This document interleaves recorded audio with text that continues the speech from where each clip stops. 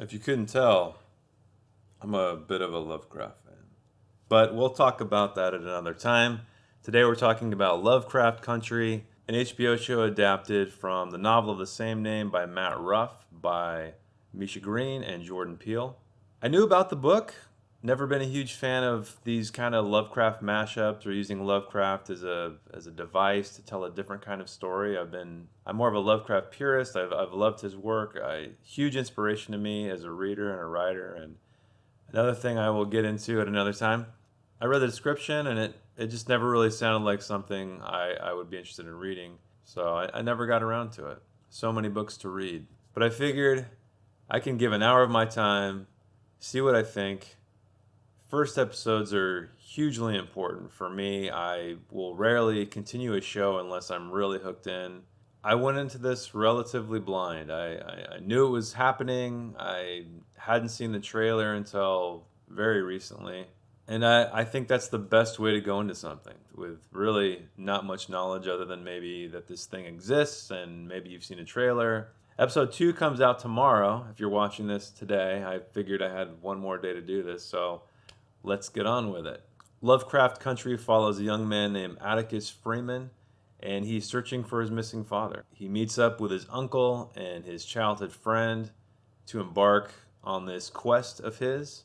And that's the gist of it. It takes place in 1950s America. Obviously, racism is rampant, so our cast of these black characters, they're at odds with two enemies. We have our Lovecraftian creatures, which we don't really know much of yet. It's a fiction in this world, and the realities of racism.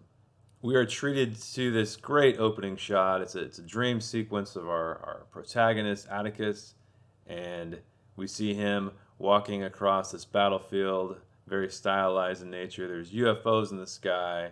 There's a beautiful woman being beamed down to the ground, and of course, it wouldn't be Lovecraft Country without a Cthulhian creature of some kind. So I love it. I think these first scenes are like first lines in novels, right? They really want to pull you in quickly, grab your attention, and hopefully engage you throughout the rest of the experience. And I think this show really did that.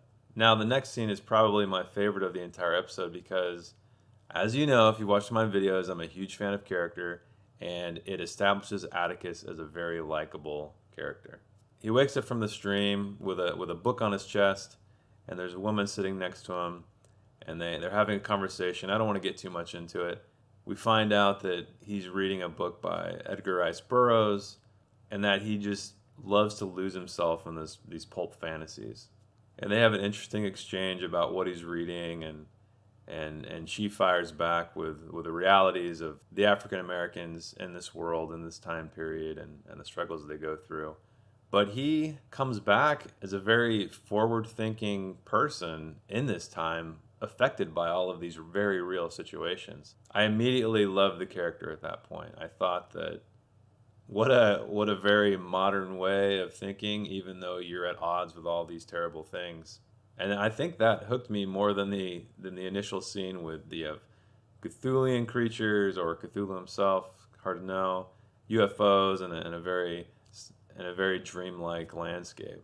We meet some more characters, his Uncle George, his childhood friend Letitia, and we understand that he has been away from a long time fighting the Korean War, and everybody knows him as this Coke bottle glasses nerdy kid who read fantasy and sci-fi and horror novels. And now he's this strapping guy, muscular, handsome. And what I love about it is he kept his childhood interests. It's not like a lot of those movies you see where a fat kid turns into a handsome guy who's a jock and likes all this stuff. No, he's still himself, even though his physical appearance is quite a bit different. After we learn a little bit more about Atticus and his family, we continue his journey in search of his father, picking up little clues here and there. The element of racism becomes very much more apparent, whereas it was a bit more of a set piece in the first few scenes, where we're kind of establishing the everyday life situation of characters that we all know from storytelling. But now it becomes very real. They have some altercations, they're pursued, and we there's a little bit of a Miss Peregrine's Peculiar Children kind of thing happening in the middle there. I'm not quite sure about it. I guess we'll see where it goes. It introduces that magical realism. So they're starting to dip their toes into the fantastic at this point. We follow the characters through these very tense and dangerous scenes to the final scene that becomes much more dangerous. I had a pretty good time with it. It wasn't anything that blew my mind, but I will definitely check out episode 2 and see where it goes from here. Should you watch it? Well, if you're looking for something that is more classically Lovecraft, something like The Color Out of Space, which was a great adaptation I loved, you're not going to find that here. I don't really know where it's going. Glad I haven't read the book yet because I kind of like the mystery and to see really how Lovecraftian this gets. My feeling is they're just using the setting coupled with Lovecraft's known racism as an interesting exploration of the dynamic there. But I don't know, we'll see.